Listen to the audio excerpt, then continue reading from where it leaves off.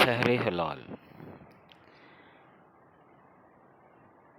اگر آپ سمجھتے ہیں کہ شاعری صرف الہام ہے تو پھر اس موضوع کو ایک طرف ہی رکھ دیتے ہیں۔ اس باب میں بہت کچھ کہنے سے بہتر ہے کہ میں عباس تابش کا ایک شعر آپ کو سنا دوں۔ یہ شاعری کبھی الہام تھی نہ ہے تابش، یہ شاعری کبھی الہام تھی نہ ہے تابش، تو انتظار مگر صورت پیمبر کھینچ۔ اس شعر میں عباس تابش نے ایک نکتہ بیان کر دیا ہے جسے رہنما اصول کے طور پر اپنایا جانا چاہیے، یہ جانتے ہوئے بھی کہ شاعری الہام نہیں، ایک شاعر کو ہمہ وقت اس کیفیت میں رہنا ہوتا ہے جو تخلیقی عمل کے لیے سازگار ہو۔ اس کیفیت کی چھوٹ جب قرۃ شعر کے ذریعے قاری یا سامع پر پڑتی ہے تو اسے گمان گزرتا ہے کہ یہ کوئی الہامی شے ہے، گویا الہام کا تعلق شاعر سے نہیں بلکہ قاری سے ہے، بالکل اسی طرح جس طرح سیل ممتنع کا تعلق قاری سے ہے۔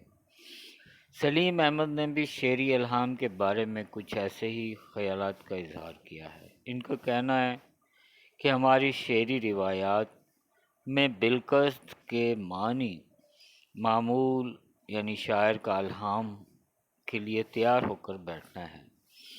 شعر ہو گیا تو سمجھیں الہام ہو گیا، بصورت دیگر ان کے خیال میں مشق کا ثواب تو کہیں نہیں گیا، گویا یہ ایک کیفیت ہے، اور میرے خیال میں شاعر ہمہ وقت اس کیفیت کے سحر میں ہوتا ہے۔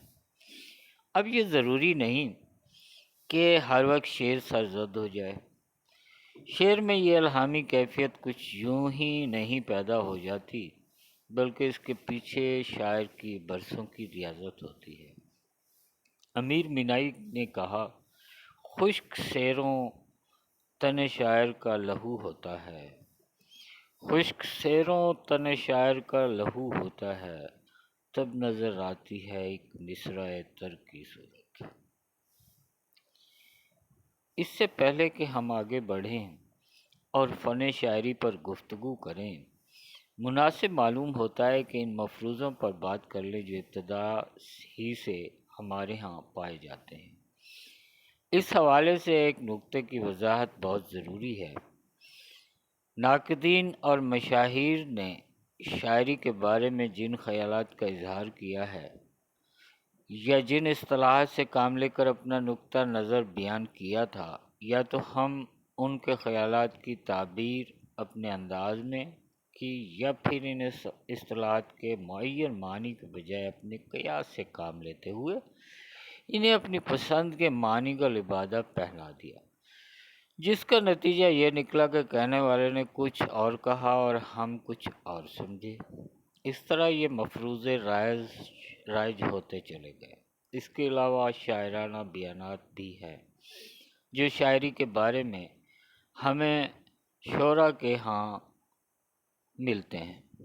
ان میں بہت سے بیانات ایسے ہیں جو محض شاعر کی ذاتی رائے ہے کے علاوہ کچھ بھی نہیں، لیکن ہم کاتا اور لیوڈوری کے مصداق ایسے مصرعے یا اشعار موقع بے موقع سند کے طور پر پیش کر کے اپنے موقف کو درست ثابت کرنے کی کوشش کرتے ہیں۔ مثلاً کسی نے کہا کہ شاعر خدا کا شاگرد ہے، تلمیذ الرحمن ہونے کا دعویٰ ہو چکا تو پھر شاعری پیغمبری کا 40واں حصہ ہے۔ یہ دعویٰ ایسا دل فریب تھا کہ جس نے سنا اس نے آئینے میں اپنے آپ کو دیکھنا شروع کر دیا۔ نتیجتاً گلی گلی میں خدا کے شاگرد اور اس کے فرستادہ پائے جانے لگے۔ جب بزوم خود یہ دونوں مراحل بخوبی طے کر لیے گئے تو اب وحی کا انتظار ہونے لگا۔ وہی کا لفظ چونکہ ایک مخصوص تناظر رکھتا ہے، اس لیے احتیاطاً الہام سے کام چلانا پڑا۔ غالب کہتے ہیں آتے ہیں غیب سے یہ مضامیں خیال میں، غالب سریر خامہ نوائے سروش ہے۔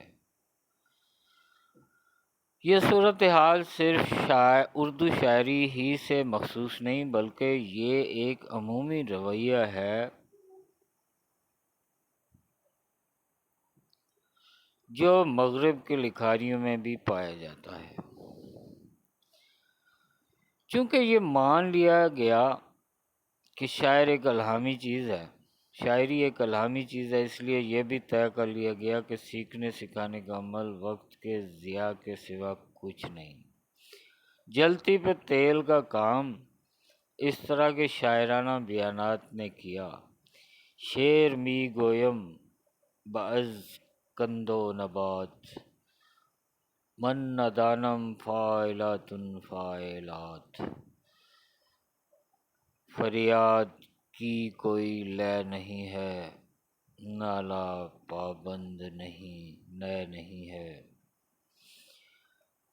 احمد مشتاق کہتے ہیں کہ سخن بری ہے نظر سے نظر کا ناز و نیاز، عروض سے نہ زبان و بیاں سے آتی ہے۔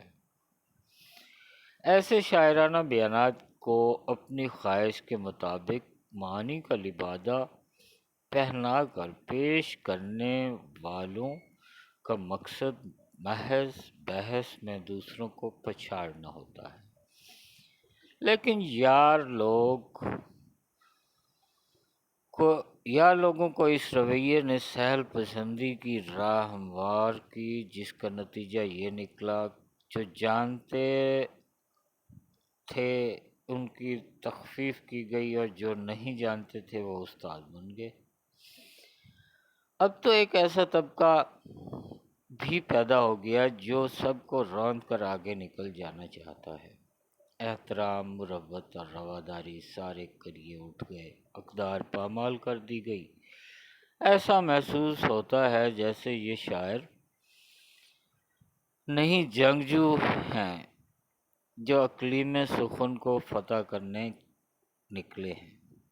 اس شور میں اضافہ الیکٹرانک میڈیا نے کیا۔ ایک وقت تھا جب ریڈیو مکتب کی حیثیت رکھتا تھا، اب کئی چینل آ گئے جو اپنی ریٹنگ کو بہتر کرنے کے لیے ان شور مچانے والوں کے محتاج ہیں۔